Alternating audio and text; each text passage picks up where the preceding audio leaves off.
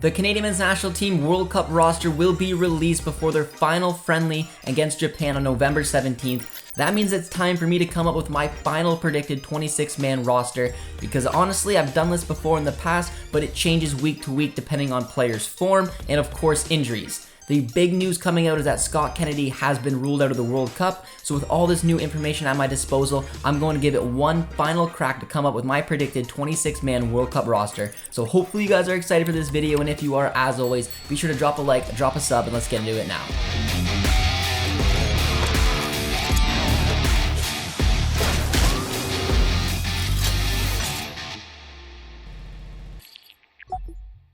Now, coming up with this roster was very difficult to do. I can't imagine the type of stress John Herman is going through trying to come up with this roster himself. However, when I'm coming up with the list today, I'm going to do it on what I believe John Herman will do. So this isn't really my 26-man player list that I would like to see go to the World Cup. It's what I believe John Herman will do, and we are going to start off with the keepers. The keeper position is the easiest position to pick in my eyes. The three keepers that will go to the World Cup are pretty straightforward, and I don't think that there's much debate. The first one is Milan Borjan, who plays for Red Star Belgrade in the Serbian League. They are doing fantastic right now in the league and have an opportunity to potentially make it to the knockouts in the Europa Conference League or the Europa League. Borjan is a leader to this team. He's often the captain. If you've seen any really team huddle, you see him screaming in it. Mr. Sweatpants himself. He will absolutely be going to the World Cup.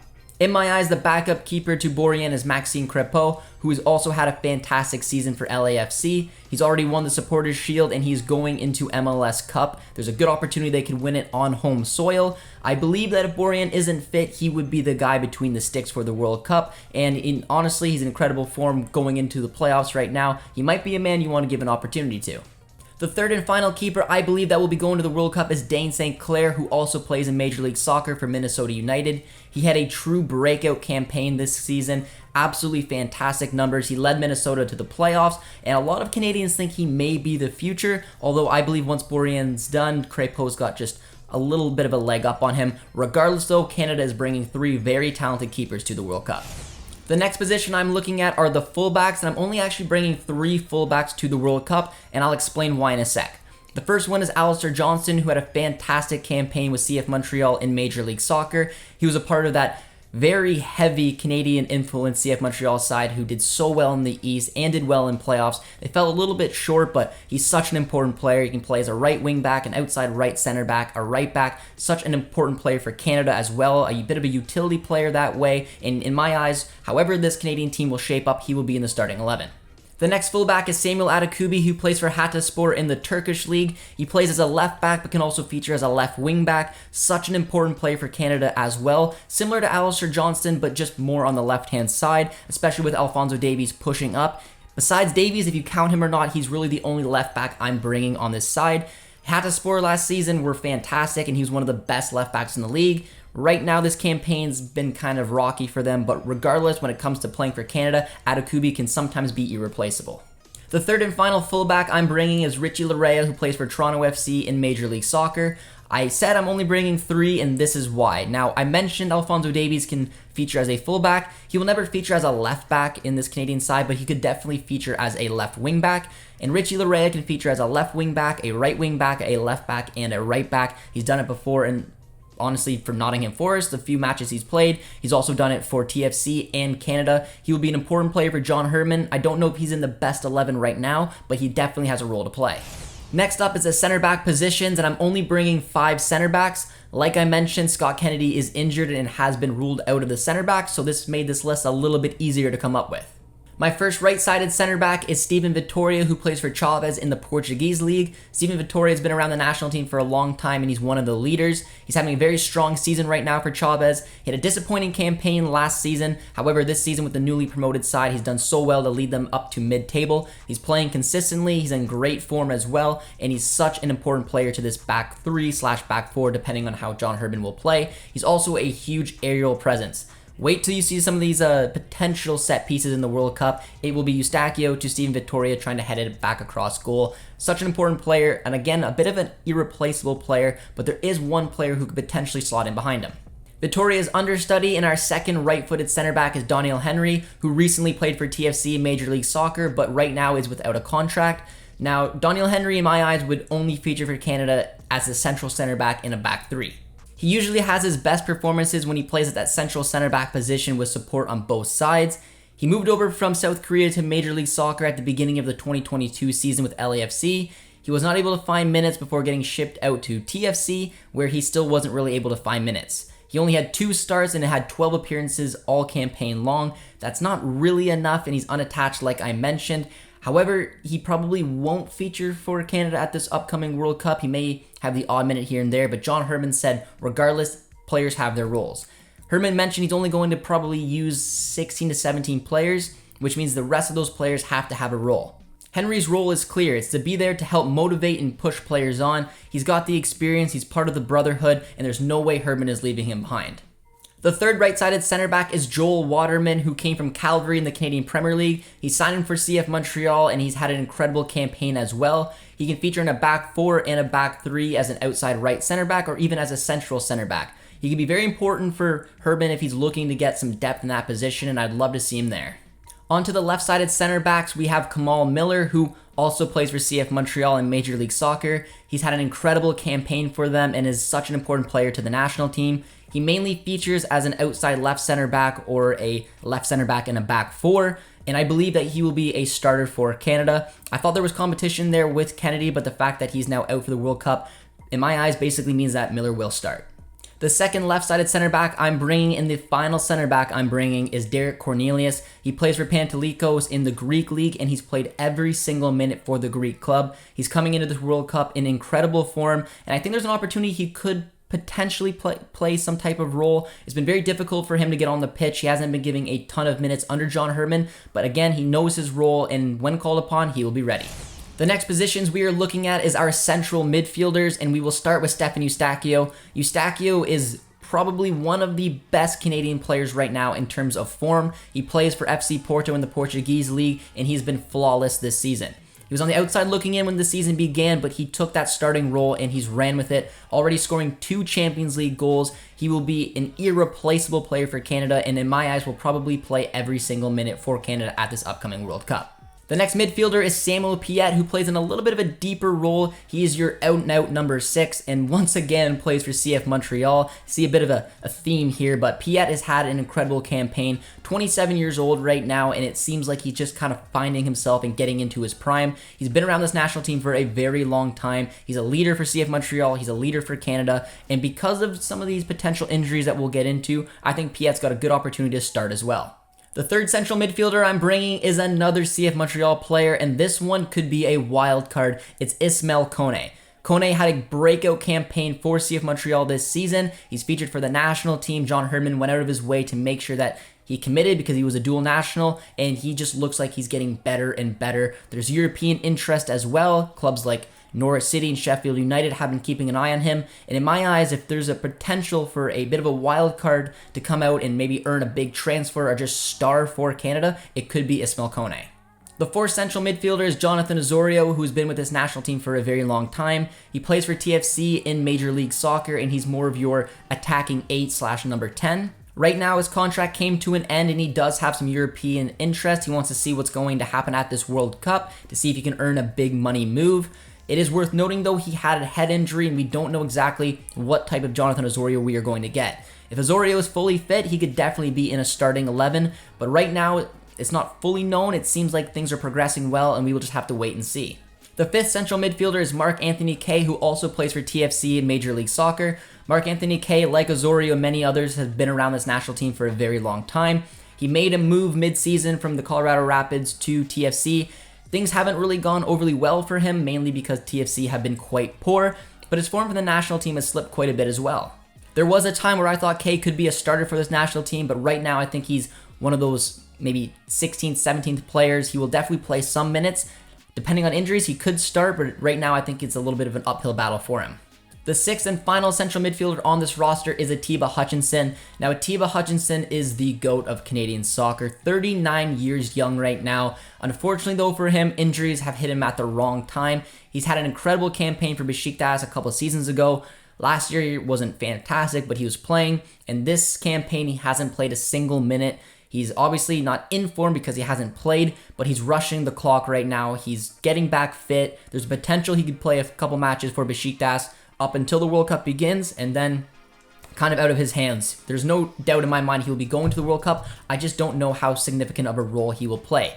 Like I said, it depends on his fitness, and if he's a fully fit Atiba Hutchinson, even at the age of 39, he's probably in the starting 11.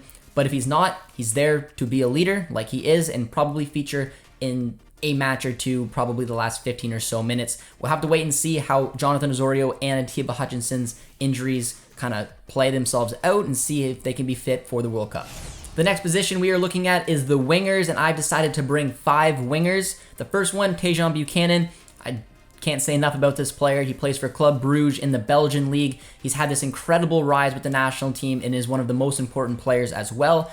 He's quick, he's fast, he's in great form right now after coming back from injury, and I'm certain he will probably play every single second at this World Cup. The next winger is probably the most important player to this national team, although again, you can put probably Eustachio, Buchanan, and a few others in that category, but it's Alphonso Davies. Just turned 22 years old, has probably already won just about everything there is to win in the game, plays for Bayern Munich in the Bundesliga, and I cannot wait to see what this kid can do at the World Cup. He's been in incredible form, just a consistent player, a consistent professional, and this is his opportunity to really shine on the world's biggest stage. I'm assuming we're going to see him play very high up the pitch, whether that's a winger, could be a striker, cam, we don't really know, but in my eyes, I really like to see him out on the wing, preferably on the left-hand side. The third winger we are looking at is Junior Hoilett. Hoilett has been around the national team for a very long time. I remember when I was just a kid, basically, and he decided to represent Canada. I was very excited because this was a talent playing in the Premier League, the championship at the time, and he's still in the championship right now with Reading. The older he's getting, the more he's kind of has to change his game, but older players have to do that. He's featuring as a right wing back mostly for Reading right now. Can still be very attack minded, can play as a right mid or even a right wing or even a cam really for this Canadian side. A very utility player, an important leader as well, and I'm excited to see what part he could potentially play for Canada at the World Cup.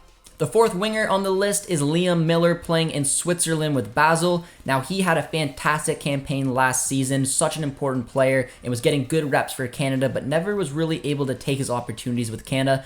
This season has been a little rocky for him. He's fallen out of form quite a bit, fallen out of the starting 11, but he's starting to fight his way back in it. I still think that this player could be important for Canada coming off the bench, given the opportunity. He's fast, he's pacey, he's got a good shot on him as well, and I'm expecting him to be in this roster. The fifth and final winger on this list is Charles Andreas Brim. Now, this is an outside shot. This is a player who earned a move to the Eredivisie in the Netherlands before getting loaned back after not getting a lot of starts to FC Eindhoven in the second division in the Netherlands, and he's starting to find his form. He scored, at the time of recording, 4 goals in his last 3 games. He's a bit of a difference maker when he's given the opportunity to do so, which I like, and I think that Herman really rates this player. I think he's playing well. Again, I think he'll probably be one of those 22, 23, 24 man, maybe not get a ton of minutes, but when called upon, at least we know that this man is playing and scoring. Now it's time for our final position, and that is the striker position, and I've chosen to bring 4 strikers. They're pretty straightforward in my eyes. The first one is Jonathan David, who is in incredible form right now. He plays in Ligue 1 with Lille, and he's one of the best players and the best strikers in the league. He's got 9 goals right now. He's only behind Neymar and Mbappe, and he's playing for a very attack-minded, fun Lille side. He's got an incredible goal-scoring record for the Canadian national team. I expect him to probably play every single second for Canada as well, and hopefully he'll be looking to score because that's just what he does. The next striker is Kyle Larin, who is in an interesting position right now. He also plays with Tajon Buchanan in the Belgium league with Club Brugge. However, unlike Tajon, he's not really featuring. He's been dropped a couple of times, he's had a knock that's kept him out, and he's just really on the outside looking into that starting 11, which means minutes have been hard to come by. However, when Larin plays for Canada, he scores goals. He scored an absurd amount of goals in World Cup qualifying for Canada. He always seems to, when he puts on the maple leaf, to perform, and that's kind of what you want. Hopefully he will get a couple of reps, maybe a start here or there with Club Brugge up until the World Cup, and then given the camp, probably start against Japan and hopefully find his form because he could be a very important player, and for a while it looked like he was going to be a locked to start in this side, and right now, in my eyes, is just up in the air given his form. The third striker on this list is Ike Ugbo, who is in a similar boat to Kyle Larin. He's just not on good form right now for Troyes in Ligue 1. He's not starting, he's not scoring, which is unfortunate because he was on loan there last season and he did quite well to help them basically avoid relegation. In this campaign, he just wasn't able to finish, and his position had been taken by Mama Balde. We'll have to wait and see what happens with Ugbo, but right now, given the fact that he hasn't really played for Canada a lot anyways, even when he was on good form, I'm assuming he's going to be one of those players, again, on that 20 to 26 man type player who probably won't see a lot of minutes, but when called upon, he has to be ready. The fourth and final striker on this list is Lucas Cavallini, who plays for the Vancouver Whitecaps in Major League Soccer. He's been with this program for a very long time. He's got a great goal scoring record, and I believe that he could play some type of role for Canada at the World Cup, whether that's coming on late in the match to help see it out or coming on to look for a goal. Good aerial presence, good personality. He will definitely be on this roster. Those are the 26 players that I believe that John Herdman will bring to the World Cup. However, there are some special shoutouts for our bubble players. There's a few positions that I think could still be up for grabs, and depending on injuries, maybe one of these players can sneak in, and we are going to start with Luca Koleosho. Luca Koleosho is a dual national who's eligible to represent a few different nations, Canada and the United States being two of them. Herdman has called him in for a couple of Canada camps. However, he did not feature because I just don't think he's playing at a high enough level. He plays for Espanyol in La Liga, but he's only featured twice off the bench for them, so he's mainly featuring for Espanyol's B-side. That's just not a high enough level. Right now, in my eyes, the only way he makes this camp is because John Herdman knows he's a sought-after dual national, and they're going to want to lock him up because 4 years down the road, at the age of 22, he could be a very important player for Canada. I wouldn't be against the idea of bringing Koleosho because, again, Herdman is only going to use 16 to 18 guys, so Koleosho could be one of those young players on the outside looking in, but he's got tough competition. It would have to probably leave out Brim or Miller to bring him. Another winger that could be competing with Brim and Miller is Jacob Schaffelberg. He moved mid-season this campaign from TFC to Nashville. He impressed so much that he's signed permanently there. He features as a left mid, he's attacking, creative, and I think he could be a useful player for Canada coming off the bench. Theo Corbiano is another player that could be competing for a winger position. Corbiano plays in the championship right now with Blackpool. He's on loan there from Premier League side Wolverhampton Wanderers. Now, Corbiano is very young, very raw, but he's been with his national team. He's already scored a couple of goals with them. I think that right now, though, he is a little bit on the outside looking in. I just think his consistency in the championship hasn't really been there. He's had some moments, he definitely has. He's scored 3 goals and picked up an assist, but he keeps finding himself out of form and not playing, where if it's coming down to form, potentially that's where Brim and I think Miller may have the edge, but I wouldn't be against Corbiano going as well. These next 3 players on the bubble could be very important because of the injuries I talked about. I don't know what the exact health of Atiba Hutchinson or Jonathan Osorio will be like. However, these 3 players, one of them or a couple of them, could be the answer. The first one is Liam Fraser, who plays for Deans in the Belgium 2nd Division. Now, Fraser is a part of this upcoming North American camp. However, it was really surprised that he's actually there because it is a North American camp. Every other player in that 21-man roster plays in Major League Soccer. The only European-based player is Liam Fraser, which means that Herdman or Fraser, someone had to have a conversation somewhere to allow him to be released because Deans is playing matches all through basically the World Cup as well because they're in the Belgian 2nd Division. Fraser is no stranger to the national team. He's been a part of Canada for the qualifying process, and every time he's called upon, he plays well. I really think that there's something there, the fact that he's a part of this upcoming North American camp. Maybe John Herdman to get a good look at him, see what level he's at after playing in the Belgian 2nd Division, which in my eyes isn't a league that's probably good enough to make this national team, but like I mentioned, a lot of players who play for Canada show up when that Maple Leaf is on. Very curious to see this one plays out and if he's going to make that final squad.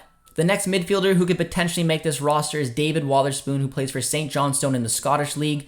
Now, he's been out 11 months due to an ACL injury and is just returning from that. That's a very difficult injury to come back from, not easy to do. He's starting to play in the last 20 or so minutes right now, but maybe it's just a little too late for him. I'm not exactly sure. I think that there's definitely a chance because he's been a part of the national team. He's always been an impactful player. He's creative, and he could almost be like a like-for-like replacement for Jonathan Osorio, that attacking 8/number 10. Very curious to see the way that this injury could shape up leading up to the World Cup.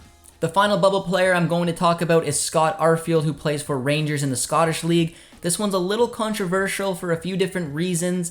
Now, Arfield probably had some issues going on behind the scenes. We don't know exactly what they are that led him to retire. However, it looks like he's starting to stick his toe back in the Canadian soccer sphere. He's been on One Soccer. He talked with KJ. It looks like there's maybe something there. Now, in my opinion, I think that the damage is potentially done. I think that he's retired. I don't know how big of an opportunity there is. However, if certain things fall into place and Hutchinson and Osorio aren't ready, you can't deny the quality of Scott Arfield. He was a former captain of this side. He's playing in the Champions League, playing for one of the best teams in Scotland. There's definitely an opportunity for him there. It just depends whether Herdman is willing to do that. I feel like it's a very low likelihood, but I don't want to rule it out because anything is possible and maybe they can make amends some way, shape, or form. There it is, my final predicted Canadian men's national team World Cup roster plus some bubble players. I want to hear from you guys down in the comment section. Do you agree with my 26-man roster, or do you think some of those bubble players should get in, or even some players I didn't mention? Definitely let me know. I can't wait to hear what you guys have to say. And if you enjoyed this video, as always, be sure to drop a like, drop a sub as well. Also be sure to subscribe over to One Soccer for all the best Canadian soccer coverage. My name is Josh Deming. Thank you all so much for watching. We'll talk to you soon. Cheers, friends.